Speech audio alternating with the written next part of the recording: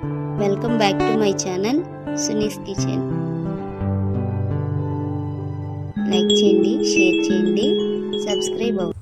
Hi అండి, ఈరోజైతే పల్లీ పకోడీ చేసి చూపిస్తానండి. బయట మనం స్వీట్ షాప్లో తెచ్చుకుంటే ఎలా ఉంటుందో సేమ్ అలాగనే ఇంట్లోనే చేసుకుందాం.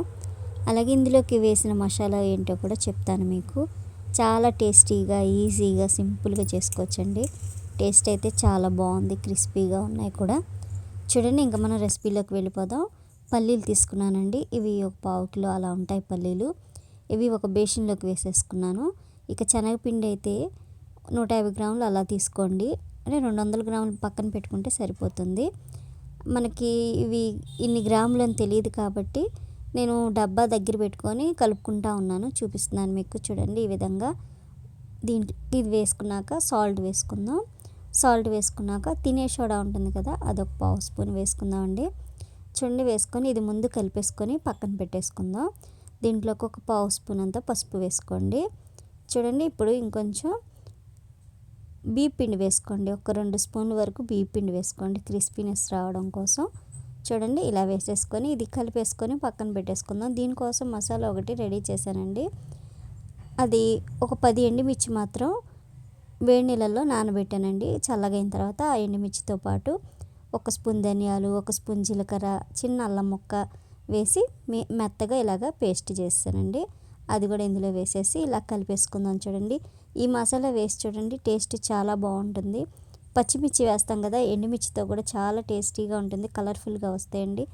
చూడండి, ఈ విధంగా మొత్తం పిండికి ఇలా పట్టేలాగా, పల్లీలకి పట్టేలాగా ఇలా కలిపేసుకుందాం. ఫస్ట్ మనం మిక్సీ జార్లోనే కొంచెం వాటర్ వేసుకొని అది కూడా రెడీగా పెట్టేసుకున్నాను.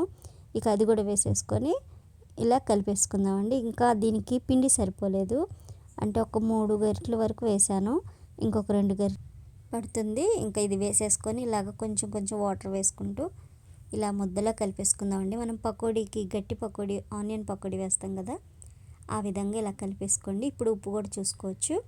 ఉప్పు చూసుకొని కారం సరిపోకపోయినా ఇంకొంచెం పైనుంచి కారం వేసుకోవచ్చు.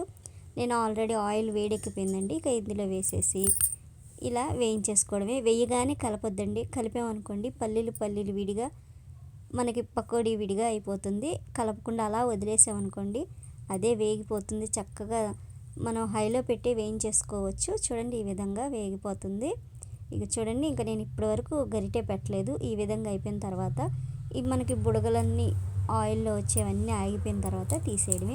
చాలా టేస్టీగా ఉందండి, చక్కగా నిల్వ ఉంటుంది ఒక వారం రోజుల వరకు. పిల్లలకి పల్లీ పకోడీ ఇష్టం ఉన్న పిల్లలకి చక్కగా చేసి పెట్టచ్చండి. టేస్ట్ అయితే చాలా బాగుంది. ట్రై చేయండి, టేస్ట్ చేయండి. Thank you for watching my video.